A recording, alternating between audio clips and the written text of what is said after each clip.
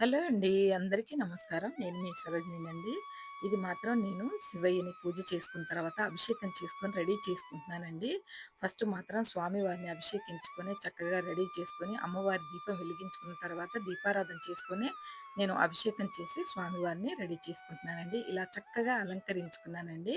కాస్త పువ్వులుంటే కాస్త అలంకరించుకొని, నేను బిల్వదళం పెట్టానండి స్వామివారికి. అదే కదా కావాలండి. శివలింగానికి మనం ఎప్పుడూ కూడా బిల్వదళం దొరికితే ఎప్పుడూ పెట్టుకోవచ్చండి. అదెందుకంటే కొన్ని ఎక్కువ ఆకులు కోసి తెచ్చి పెట్టుకుంటే ప్రతిరోజు కూడా పనికొస్తాయండి. కానీ నాకెక్కువ దొరకవండి. మా వారెక్కడో దొరకబట్టి మాత్రం తీసుకొస్తారు ఎక్కడో అక్కడ.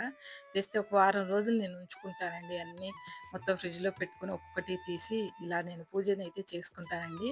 వినాయకుడికైతే ఫస్ట్ నైవేద్యం పెడతానండి నేను. బెల్లమును కొంచెం అటుకులుంటే పెట్టేసానండి. వినాయకుడికి పెట్టిన తర్వాత స్వామివారికైతే పాలు పెట్టానండి. శివయ్యకి పచ్చి పాలే పెట్టానండి ఈరోజు. ఇలా అయితే నా పూజనైతే చక్కగా చేసుకొని ఇలా 9 వత్తుల హారతి ఇచ్చానండి స్వామివారికి.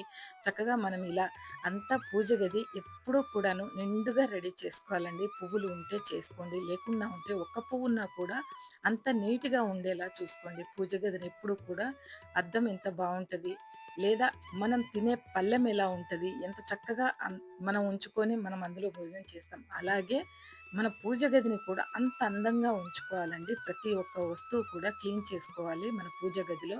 ఎన్నడూ కూడా మనకి కుదరకపోతే పర్వాలేదండి. కుదిరిన వాళ్ళు మాత్రం ఎప్పుడూ కూడా అలా చేసుకోవాలండి. పూజా మందిరం ఉన్న ప్రతి సామాను కూడా, ప్రతి వస్తువు పూజకు సంబంధించిన ప్రతి వస్తువు కూడా మనం చక్కగా ఇలా అన్నీ క్లీన్ చేసుకొని చేసుకుంటే మీకెంత తృప్తి దొరుకుతుందో మీరు చూడండి. ప్రతిరోజు చేసేవాళ్ళు చేస్తారండి.